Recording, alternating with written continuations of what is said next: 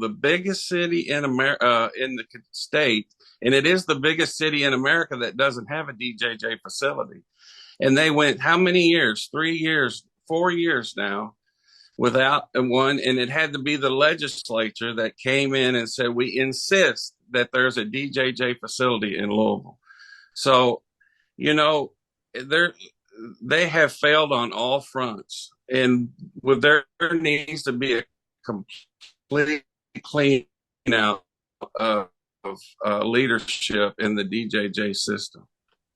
Now, the governor also touched on how a lot of the things that he got done last legislature, that it was because of bipartisan efforts, that it was, it wasn't team blue, it wasn't team red, it was a bipartisan effort, especially when it came to getting, those specific bills regarding DJJ passed by. That, it was a bipartisan effort. And a lot of people say that it wasn't. You mentioned it, how a lot of those bills were carved out from members of the legislature to try to, do something positive for DJJ, to try to swing it in a better direction than where it was going. And to this day, I mean, it is, things are still just as bad.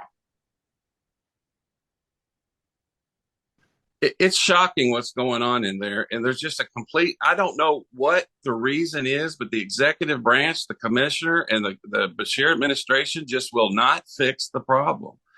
And then he says there was a bipartisan effort to pass these bills. They fought us tooth and nail the whole way. They would not give us access to records that we needed. They would stonewall us during these meetings. And we had to have two broad bills with lots of money to try to get them to do the right thing. And, one thing that we did work on together was the $50,000 raise for the juvenile justice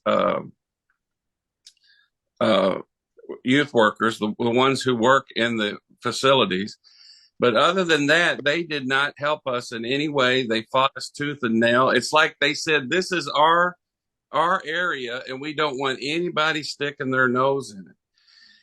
And even to this day, it's that way.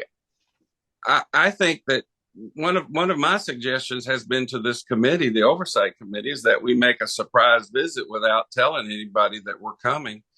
And somebody told us, well, they won't let you in. So, it's just a mess. And we'll just hopefully we'll see what happens in 2 weeks. And maybe we can clean house and start all over. Yeah, you were talking about the I commissioner. don't know how he can be proud of the DJ. Yeah, you were talking about I don't know Commissioner. how he can be proud of the system. Yeah. We're on delay. Okay, you were talking about Commissioner Go Vicky ahead. and how she really hasn't been, that driving force to, be that voice that these kids need.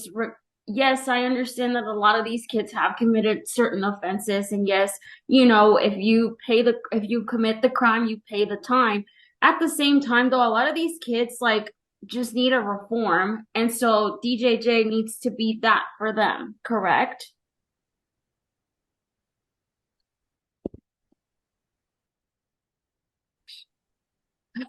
I don't know if it stopped.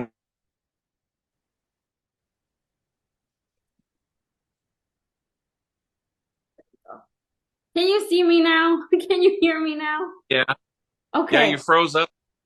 Yeah, same here. So I was talking about Commissioner Vicky Reed and how she hasn't really been that driving force to seek out what to do best for these kids that are in those facilities. It has been, members of the legislature, basically anybody else that's been outside of the public safety and public justice and safety cabinet.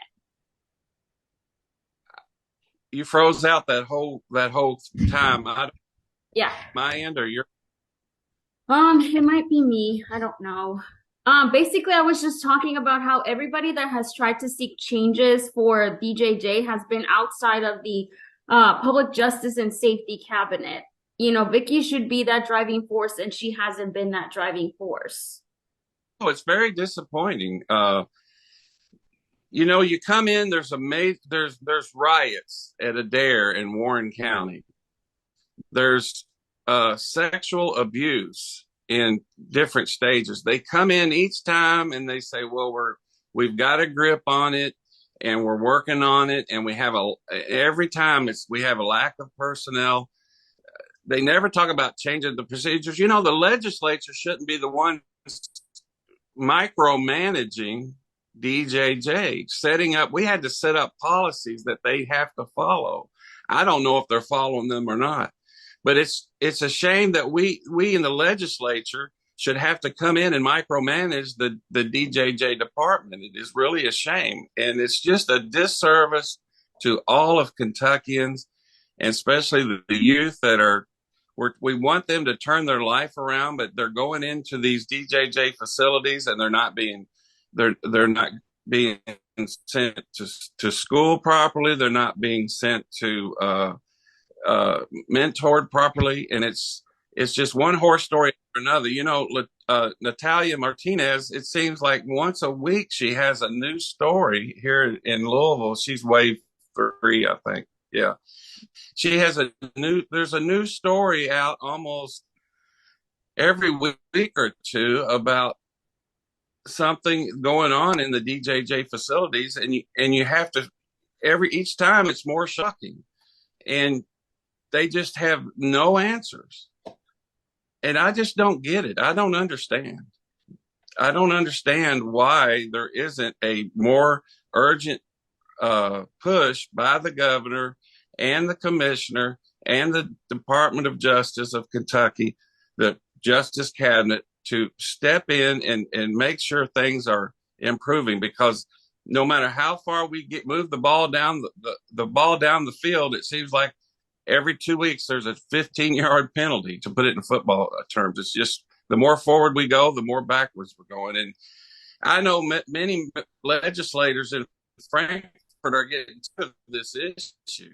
Just need to clean house and start all over, and start with some people that understand the system, not people that have just been around for a long time, and I know experience is a good thing, but sometimes you have to have fresh ideas come outside of the state, maybe. And they're not, the bottom line is they're not interested in trying anything different than what they do. And it's really a shame.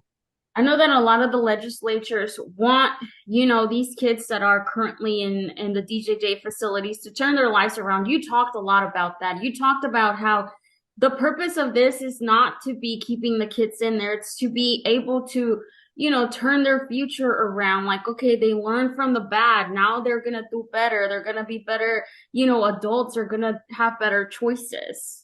And it seems like with this never ending cycle, it's just, it's one tragedy after another.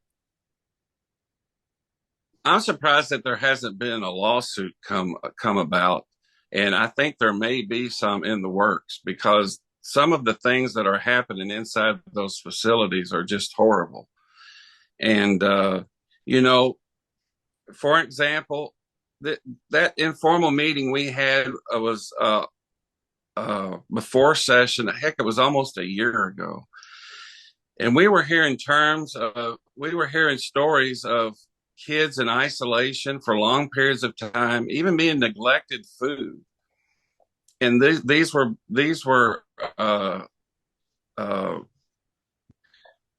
avenues to try to get those kids to behave. And now, even recently, we're hearing about the same thing, And what does the administration and the commissioner say? Like, well, we don't know. We haven't heard about that, or we'll fix that. They never really come at it with a positive program to fix all of these problems. And it's just really frustrating as a legislator to see this, because, we represent the taxpayer, we represent the people of Kentucky, and they expect a lot better than what they're getting in this area. I was going to say, yeah, because it seems like you're trying to bring up solutions and those solutions get brought up into committees, and then the committee is like, well, what about this? What about this? And then it's like, okay, we're moving somewhere. We're bringing all the ideas around, and then it moves around, and then, people that should be helping you to kind of maneuver the situation don't really have those answers for you. I know that we also talked about how information wasn't getting to the right people. You talked about, I think it was you, and it was like a few others who had various committee meetings who, at one point, Secretary Harvey was being grilled about this, and he was asked, like, are you fit for this job? And he's like, well, I was picked by the governor. You Yeah. know, What you an know, answer. that answer, yeah, in itself, it just kind of makes you question, like, okay, like, how do we move forward from this? And so, you agree with that, with like clean slate, to just kind of take the problem from the root and just kind of carve it out and see how it goes from that, correct? Yes, I think we need a clean slate from the beginning. You know, I've been a legislator for a long time, and when you get on some of these issues that are a little bit controversial, you get a lot of anonymous emails or mailings or messages. I have never seen the flood of messages that come from people that work inside those facilities, and then they constantly contact me and some of my colleagues, and uh, you know, it's almost like a every other day contact, and that tells me something, that there's just a lot of discontent in there. There's no leadership. And the bottom line is we need a new chapter. We need to turn the page and move forward with some new leadership and new ideas.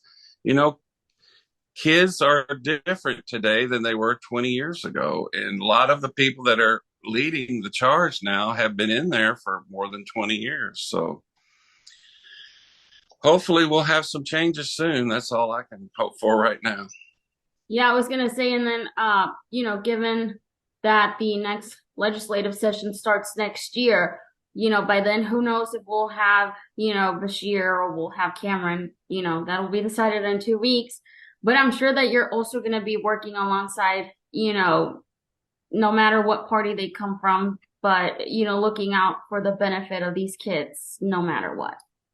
Sure, it's not about party, it's not about politics. It's just about new ideas, and maybe whoever wins, hopefully, no matter which person wins in November, hopefully they come back in January wanting a fresh slate on this issue. They'll come in with hopefully a mandate from the people, and they can wipe the slate clean and start all over, because it's something that needs to be dug out from the root and start all over, obviously. And it's not the place of the legislature to do this, but it looks like sometimes we have to, because somebody has got to address these issues. I mean, children are getting harmed in these places, and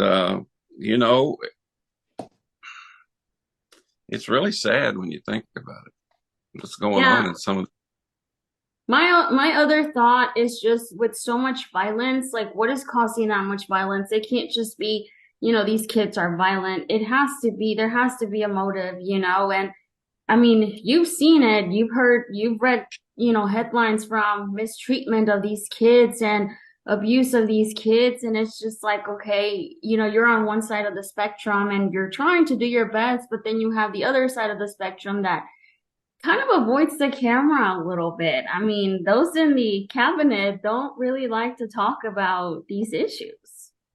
No, and they're very closed mouth and closed book and a little bit secretive. And that doesn't mean they're guilty. I'm not trying to say that, but it's like when we were having our committee meetings, it was like pulling teeth to get information, just data, just information out of them. It was, if you didn't exactly ask for the exact issue or the exact piece of information, you wouldn't get it. And it didn't seem there was any cooperation, and it was really frustrating. For sure. Anything else that you'd like people to know? I know that we're, 2 weeks away from election. The people will decide who they want to continue governing Kentucky, or if they want change and who's governing Kentucky. I know that you guys are hard at work even in the off season, as we'd like to say. You're right. The people will decide the direction to go, and that's the way we work in this democracy, and that's the way it should be. So let the people decide which way they want to go. They want to continue the status, or do they want some change? It's really as simple as that.